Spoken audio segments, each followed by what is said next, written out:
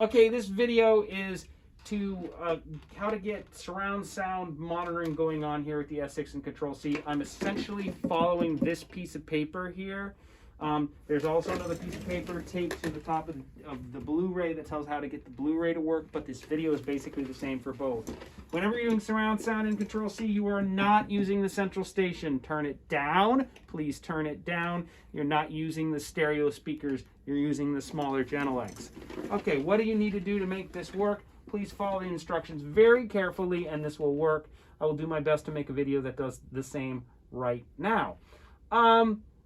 First thing you want to do is make sure you got the right apps installed in your dock. Open up a folder in Pro Tools.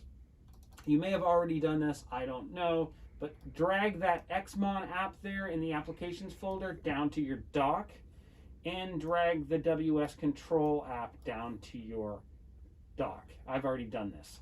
The WS Control app, you just have to click on it once, and that in the background gets the console networked and talking, and I can click up here and see that it's working.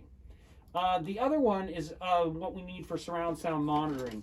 You're going to need to boot it, turn it on, and it opens up this little window here. And we need to right click, go back to the dock and right click on it, and right click and go up to select MIDI port and select USB to MIDI. It will not work if you don't do that. If your computer is not allowing you to right click, please go up to the Apple menu, go to System Preferences, go to the mouse, take the right mouse click button and put it to secondary button.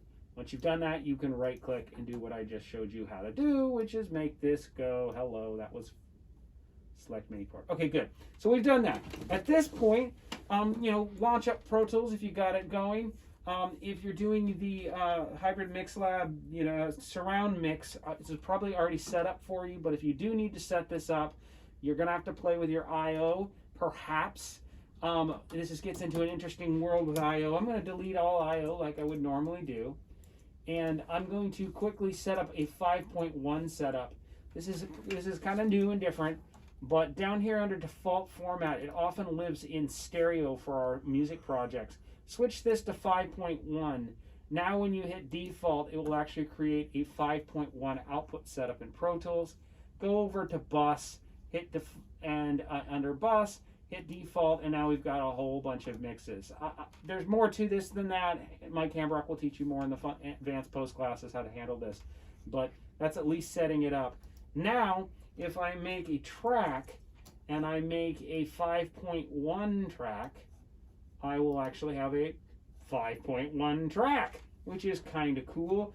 Often what you'll need to do is make a mono track and have that go to the 5.1 routing. Now I can have a mono source and I can have a pan that pans around, okay? So the next thing I'm going to do here is I'm going to put a tone generator on this so I can confirm that my speakers work. So I'm going to plug in other signal generator.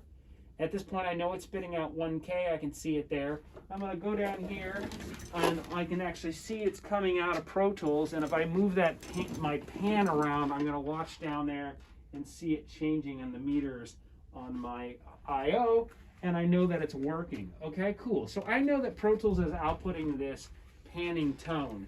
This is the difficult part, actually getting it out of the S6 at this point. Again, if I turn up the central station, I would probably hear this tone, but I don't want it coming out of the surround. I want it to come out of the surround. I want it to come out of the surround speakers, not the stereo speakers. So I'm going to read the instructions very carefully at this point, and to make sure everything works.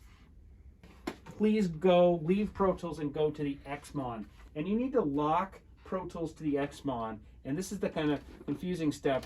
So while I'm in the Xmon application, press the setup button here on the top. There's 3 setup buttons in a row, but you want to press the top one here, so it's on the right side. Press that, and I'm pretty sure that locks the Xmon. Now go to Pro Tools, and now the Xmon, Pro Tools has control of the Xmon. That's the process. So now you've got that going on. You can hit a home key here on the left, hit the monitoring key, and now what Pro Tools is controlling the Xmon. What the hell is the Xmon? The Xmon is this rack mount unit down here that does all the inputs and outputs and the volume up and down. It's a bunch of VCAs, essentially. So we did the two different things, just to reiterate. We went to the Xmon app, hit the setup key here button, and then went back to Pro Tools. That gets Pro Tools connected to the Xmon, and then we went home key, monitoring, and now I want to pick main. And this is the main out of Pro Tools feeding the Xmon. So I'm getting ready for surround sound. And I think it's pretty simple at this point. Our volume knob is the third one down, not the one next to the setup you had, but the third one down. It will often have this cut switch enabled. So you're going to want to discut it. Is that a word? Discut? Uncut it. And now I'm hoping I get a sine wave. So at this point, it's working. That here, this is the volume knob, folks.